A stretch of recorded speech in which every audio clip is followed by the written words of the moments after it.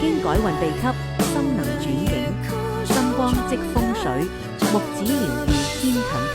大家好，今集木子為你帶嚟易經千年智慧，心能轉境，能察到呢條視頻嘅你，先係有福氣、大富貴之人。